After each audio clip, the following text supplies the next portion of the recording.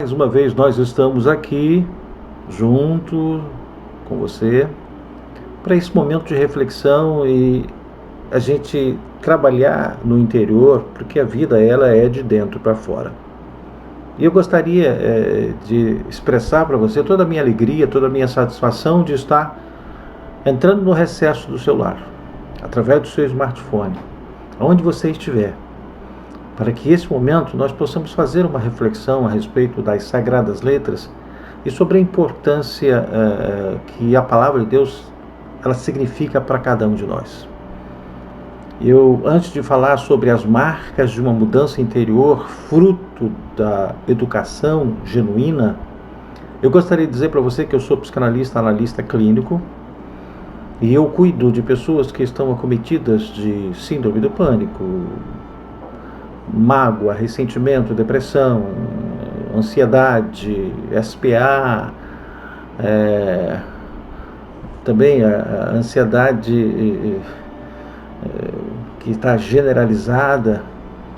E eu quero dizer que eu posso e quero lhe ajudar. Você pode me encontrar através desse canal Mensagens Edificantes. Você pode me encontrar através do Instagram, através do Facebook, através do Telegram, através do WhatsApp, tá? Para que a gente possa agendar uma consulta de mapeamento terapêutico emocional. E é uma alegria muito grande. Eu vou estar cuidando de você se eu tiver esse privilégio, essa oportunidade. Também quero dizer para você que eu sou pastor evangélico. Eu coopero, ajudo na Igreja Evangélica Vida aqui em São José do Calçado. Eu atendo terapeuticamente na Clínica Viver Care em São José do Calçado e também na clínica, no Centro Integrado de Saúde, na Clínica CIS, às terças e quintas-feiras. E se você quiser, você pode entrar em contato comigo, eu terei o prazer de cuidar de você. Antes de eu entrar nessa palavra, eu gostaria também de pedir, se você ainda não se inscreveu, inscreva no nosso canal Mensagem Edificante. É só clicar aí no inscrever-se, curta, faça o seu comentário. É tão interessante, é tão importante você tecer o seu comentário para a gente ter uma valia esplendorosa. Nesta oportunidade eu gostaria de falar sobre as marcas de uma mudança interior, frutos da educação genuína. Marcos capítulo 8, versículo 27, alguns versículos assim. Então Jesus e os seus discípulos partiram para as aldeias de Cesaré de Filipe. E no caminho perguntou-lhes: quem dizem os homens que sou eu? E responderam: João Batista, outros Elias, mas outros alguns dos profetas. Versículo 29. Então lhes perguntou: mas vós, quem dizeis que eu sou? Respondendo, Pedro lhe disse: tu és o Cristo. Versículo 30. Advertiu Jesus de que ninguém dissessem tal coisa a seu respeito.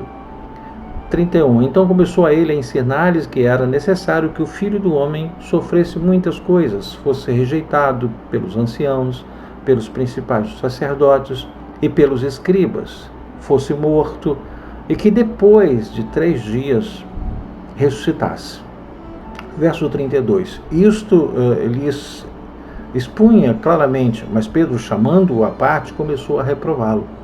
Jesus, porém, voltou-se e, fitando os seus discípulos, repreendeu Pedro e disse: arreda, Satanás, porque não cogitas das coisas de Deus, e sim das dos homens. Verso 34.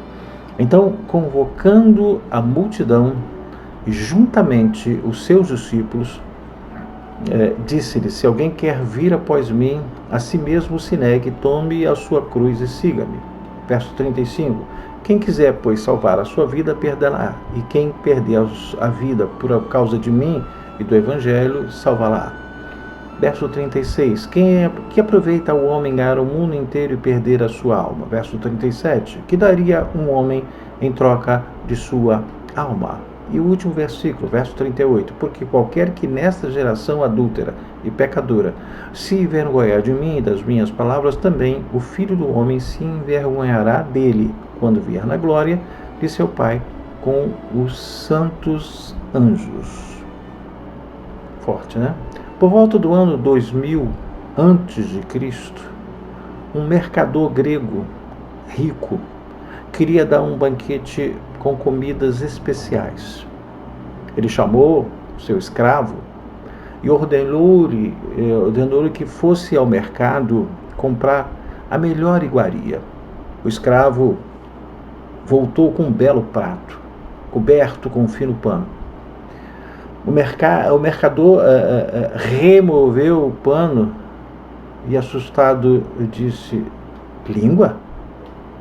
Este é o prato mais delicioso? O escravo, sem levantar a cabeça, respondeu: a língua é o prato mais delicioso. Sim, senhor. É com a língua que você pede água, é com a língua que você diz mamãe, faz amizades, conhece pessoas, distribui seus bens, perdoa. E ele continuou: com a língua você conquista, reúne as pessoas, se comunica, você diz meu Deus, ora, canta, conta histórias, guarda a memória do passado, faz negócios, diz eu te amo. O mercador, não muito convencido, quis testar a sabedoria do seu escravo, enviando-o novamente ao mercado, ordenando-lhe que trouxesse agora o pior dos alimentos. Voltou o escravo com um lindo prato, coberto por fino linho, fino tecido, que o mercador retirou, ansioso para conhecer o alimento mais repugnante. E ele, quando ele viu, língua outra vez. Diz o mercador espantado: língua? Sim, agora mais altivo. E a língua que condena, separa, Senhor, provoca intrigas e ciúmes. É com ela que se blasfema e manda para o inferno. A língua expulsa, isola, engana o irmão, responde para a mãe, xinga o pai. E ele continuou: a língua declara guerra, e é com ela que se pronuncia a sentença de morte. Não há nada pior que a língua, e não há nada melhor que a língua. Vai depender do uso que se faz dela. Muito interessante. O Evangelho de Marcos foi escrito com o objetivo de responder à pergunta: quem é Jesus? Que mostrou ao mesmo tempo o caminho que os discípulos deveriam seguir.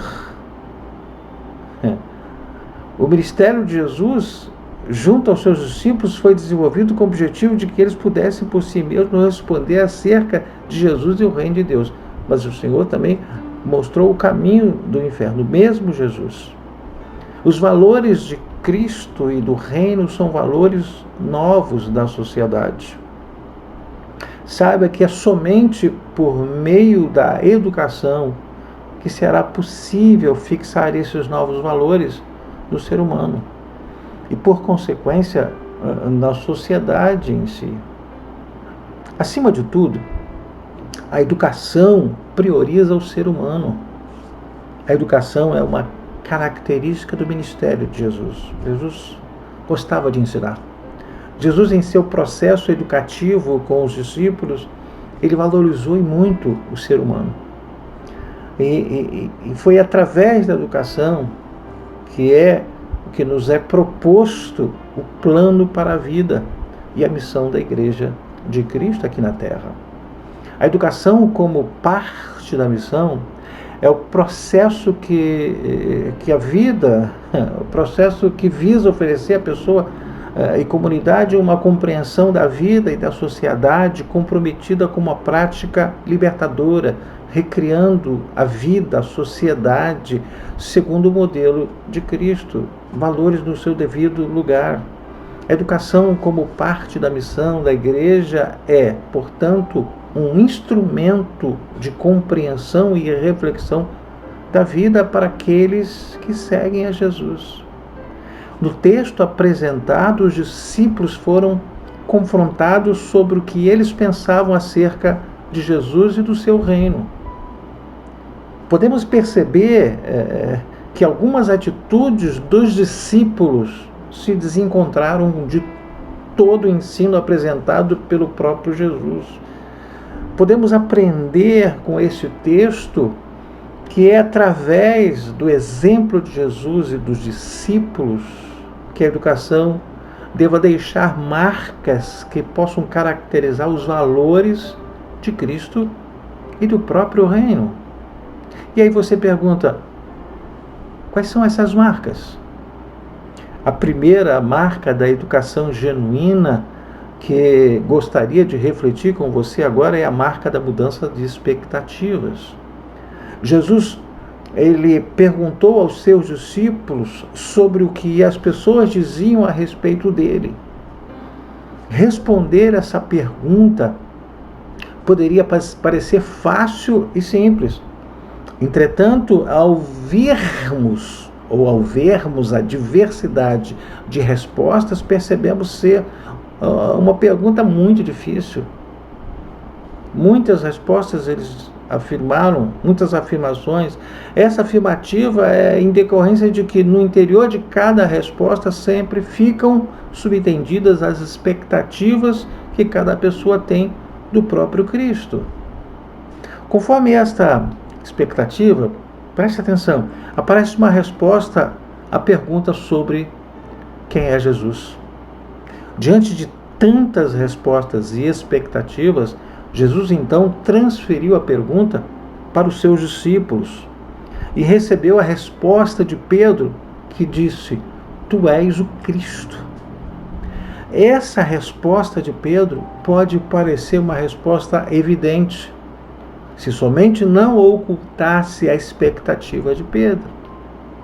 Essa resposta de Pedro não representava em nenhum aspecto a proposta do projeto que o Senhor propôs. Nas entrelinhas, na resposta de Pedro, estava a expectativa de um Messias soberano e triunfalista. Nesse caso, certas correções se fazem necessárias a essa afirmação. É uma das marcas da educação proposta por Jesus. O texto indica que Jesus passa a corrigir a resposta de Pedro através do ensino. No versículo 31 do Marcos 8, diz assim: Então começou a lhe ensinar-lhes que era necessário que o Filho do Homem sofresse muitas coisas, fosse rejeitado pelos anciãos, pelos principais dos sacerdotes e pelos escribas, fosse morto e que depois de 3 dias ressuscitasse. Fica claro, querido, querida, você que está comigo, que através do ensino Jesus mudou a expectativa de Pedro, ao afirmar que o Messias não seria reconhecido pelos soberanos de Jerusalém ou de Roma. Pedro, ele não entendeu isso e tentou repreender Jesus, que foi duramente Pedro foi duramente censurado por ele, por Jesus. Jesus, no verso 33, nós já lemos, mas eu vou voltar a ler. Jesus, porém, voltou-se, fitando os seus discípulos, repreendeu a Pedro e disse: Arreda, Satanás, porque não cogitas das coisas de Deus, e sim das dos homens. Entenda que através dessa ilustração, que da mesma língua pode proceder bênção e também maldição. Da boca de Pedro saiu a confissão de que tu és o Cristo, e a mesma boca que revelou incompreensão de Pedro com os projetos de Deus, não aceitando. Senhor, não é isso, não, pode coisa dessa. Saiba que a obra de Jesus vem confrontar as normas da sociedade vigente, e o projeto dele não pode, de nenhuma maneira, se encaixar nessa expectativa humana. Pelo contrário, o projeto de Jesus Cristo se opõe a isso. E somente assim torna-se possível a libertação e recriação da vida para todos. Precisamos receber os ensinamentos necessários para termos verdadeiras expectativas do projeto do Reino de Deus. Essa é uma marca da educação genuína. Entretanto, essas marcas não param por aí. Outra marca da genuína educação que nos é proposta, ela é a segunda marca, que é a marca da mudança de valores. Saiba que Jesus não quer que ninguém seja iludido. Ele usa o exemplo de Pedro e vai além na sua instrução. Jesus chama a multidão e apresenta uma das suas principais mensagens do reino. No versículo 34, versículo 35, ele diz, nós vou voltar a ler para você entender melhor. Então, convocando a multidão juntamente os seus discípulos, disse, se alguém quer vir após mim, a si mesmo se negue, tome a sua cruz e siga-me. Verso 35, quem quiser, pois, salvar a sua vida, perdê-la-á. E quem perder a vida por causa de mim, do Evangelho, salvará. Jesus empreendeu aqui uma mudança de valores para os seus discípulos. Sabe que não existe maneira de seguir Jesus sem negar-se a si mesmo. Você tem que ter renúncia, você tem que se negar. Procuremos entender essa transição de valores dentro do contexto apresentado pelo texto que nós temos lido. Todo aquele que segue um líder, às vezes pensa que no momento final da vitória poderá esperar um lugar privilegiado. Só que com Jesus, os valores da conquista pessoal são bem diferentes dos valores apresentados pela sociedade, pois a grande conquista no projeto do reino é negar-se a si mesmo. É uma diferença muito grande de valores. Os valores da sociedade estão voltados na obtenção de vitória, na obtenção de conquista, na ambição e no poder. Jesus, todavia, propôs valores totalmente inversos, que são propostos pela sociedade. Jesus diz, quem quiser salvar a sua vida, perderá. Não há espaço para ambições pessoais dentro do reino de Deus. Isso que você e eu precisamos entender. Verifique se você precisa trocar os valores. Se precisam ser transformados esses valores. Vivemos numa sociedade de inversão de valores em relação ao reino de Deus. Na sociedade você vale o que tem e não o que é. Os padrões bíblicos têm sido esquecidos. Muitos desses valores da sociedade têm entrado nas igrejas e o que é pior, esses valores têm encontrado espaço nessas esferas, nessas igrejas. Ambição e poder são as coisas fáceis de serem observadas em nossas relações, principalmente nas esferas mais altas da nossa estrutura religiosa.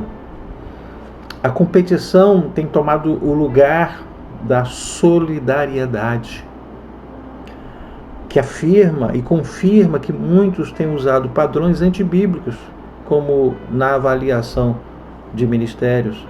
A inversão de valores começa quando se despreza os espaços da reflexão e do estudo bíblico, seja a escola dominical, seja nos cultos de ensino.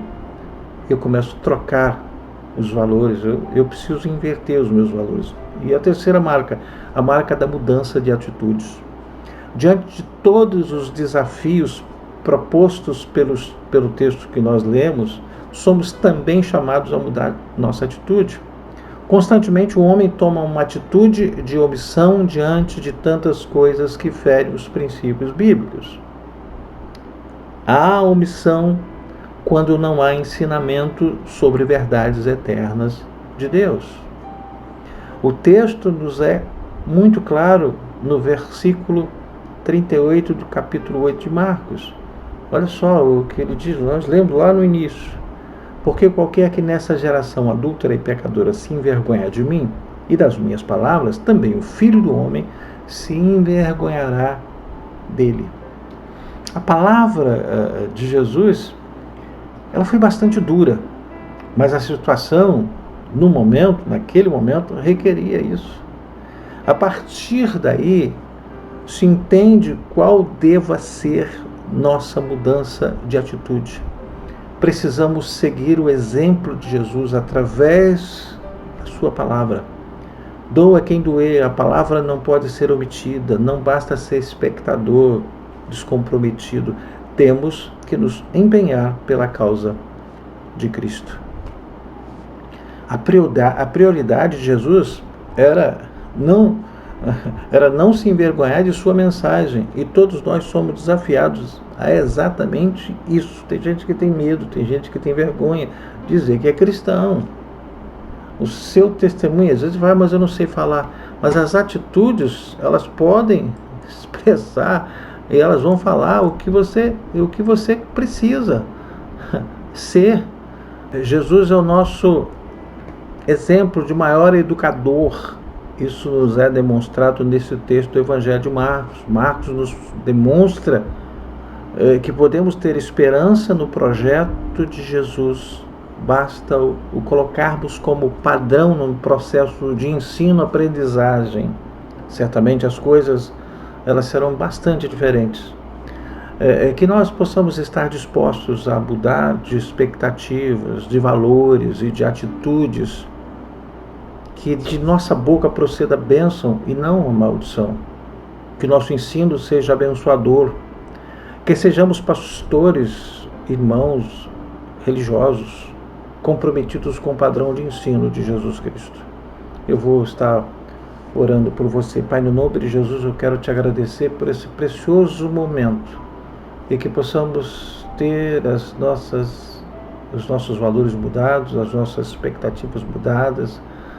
Senhor, nós possamos reconhecer que nós precisamos de ter valores restaurados no seu devido lugar. Ajuda-nos para que nós possamos viver uma vida diferenciada em nome de Jesus Cristo. Obrigado por você estar conosco até agora. Não se esqueça de se inscrever se você não se inscreveu. Que Deus possa te abençoar, rica e poderosa e abundantemente. Até a próxima oportunidade, se Deus assim o permitir. Até lá.